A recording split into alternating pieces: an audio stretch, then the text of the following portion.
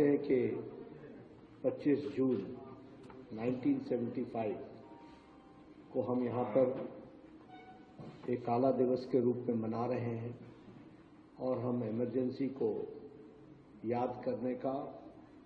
और जो एक तरीके से प्रजातंत्र के गला को घोटने का जो कुत्सित प्रयास हुआ था वह जनता के सामने आए। इस प्रयास से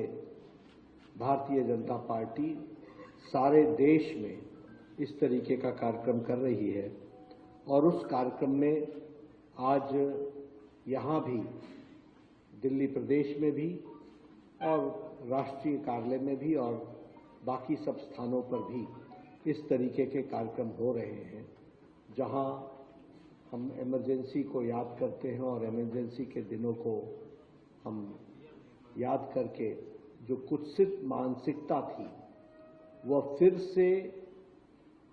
आगे कितनी बड़ी चैलेंज है उसको समझ करके याद रखना यह प्रजातंत्र के लिए, सजग प्रजातंत्र के लिए आवश्यक है। इस बात को ध्यान में रखते हुए आज हम सब लोग यहाँ पर एकत्र आए हैं। हम अभी 18वीं लोकसभा का गठन और देश का चुनाव का सबसे बड़ा पर्व हम मना करके आए हैं। सबसे पहले तो हमको ये समझना पड़ेगा कि हमारा देश, जिसे हम मदर ऑफ डेमोक्रेसी कहते हैं और जो लगभग 1100 साल पहले का भी जो चित्र हम सबको देखने को मिलता है, जिसमें उत्तरा मेरू स्थान पर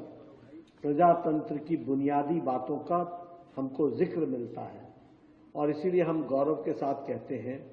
कि डेमोक्रेसी कोई वेस्टर्न वर्ल्ड की देन नहीं है, मदर ऑफ डेमोक्रेसी रही है तो वो भारत रही है। और ऐसे प्रजातंत्र को का गला घोटने का काम कांग्रेस पार्टी ने किया, वो भी हमको ध्यान में रखना चाहिए।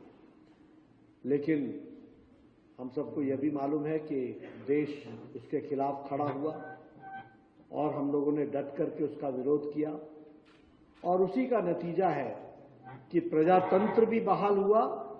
और आज दुनिया का सबसे बड़ा लोकतंत्र का चुनाव भी अभी हम संपन्न करके 18वीं लोकसभा हम बना रहे हैं।